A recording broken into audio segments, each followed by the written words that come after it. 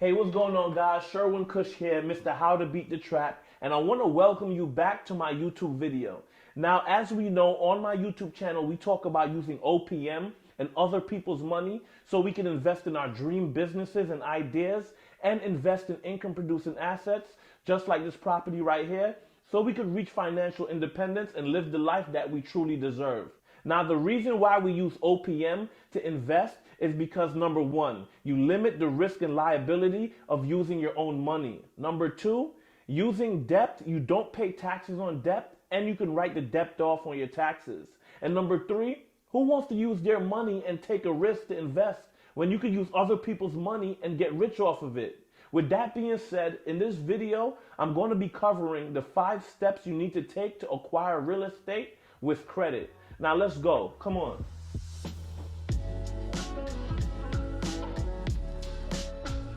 Now guys, when it comes to acquiring real estate in credit, I'm giving you the 5 steps it takes to acquire real estate with credit and business credit cards. Now the first step is optimization. Optimizing your credit report and your credit score. And when I mean optimizing your credit score, you can't have more than 3 inquiries on your credit report, and you can't have any new inquiries within the last 6 months. Number 2, you want to have a very low utilization. You don't want more than 10 to 20% of your balance used up on your revolving credit cards on your credit report. And number 3, you cannot have no derogatory marks. That's no late payments, no collections whatsoever on your credit report. Now, step 2, we're going to get our entity set up. Now, if you have an entity or a business that's more than 2 years old and you have some revenue coming in, then that's even better for you. But we can get this funding on brand new LLCs. So if you're starting from scratch with a brand new LLC, first thing you're going to do is you're going to get your LLC set up. Then when you get your LLC set up, you're going to go get your articles of organization and register it with the Secretary of State. Once you do that, I recommend you start 2 LLCs. One is a real estate LLC and one is a consultant LLC. Reason being is because if you go to the bank as a real estate company, you look more risky, so you're not going to get the maximum funding.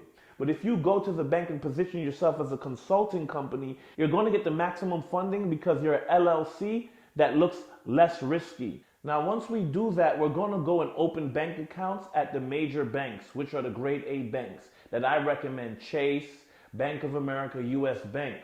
Now, the reason why we open accounts at these banks is because they're major banks and we can easily get funding from them. Now, what we're going to do, we're going to apply for business credit cards that are 0% interest free from 0 to 12 or 0 to 24 months. Now, the first credit cards that I advise you apply for is number 1, Chase Business Inc. Cash. Number 2 is the Bank of America Business Cash Rewards. Number 3 is the US Bank Business Cash. And the 4th one is American Express Business Blue Cash. Those are the first 4 cards that I recommend you start with. Now, step 4 is leveraging the cash from the credit cards to purchasing your property. A lot of people don't know that you can pull the cash off your credit cards without doing a cash advance. And we do that by using a company called Plastique, PLASTIQ.com, or another company called Melio, MELIO.com.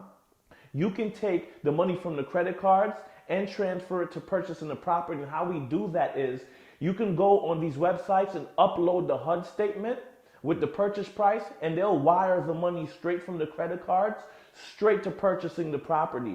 Now, if you're not purchasing the property outright with your credit cards and the property is too expensive, you're going to have to transfer the money from the cards to your bank account and let the money stay in your bank account and be seasoned for at least 3 months before you take that money and you go and you put it down as a down payment on a property.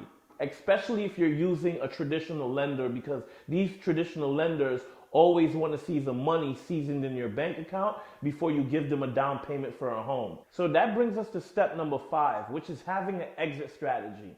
When we're doing these real estate deals, we're using the BRRRR strategy, which is buy, rent, refinance, and repeat. So we're pulling the money from these cards and we're going and looking for deals which are the most beat up homes in the area, so that when we fix them up, we have a long stretch and a big margin in the equity. So when we buy, rent it, refinance, We have enough equity to pull the money from it to go and pay off the business credit cards that we pulled the money from to use to purchase the property, and we just repeat the process all over again.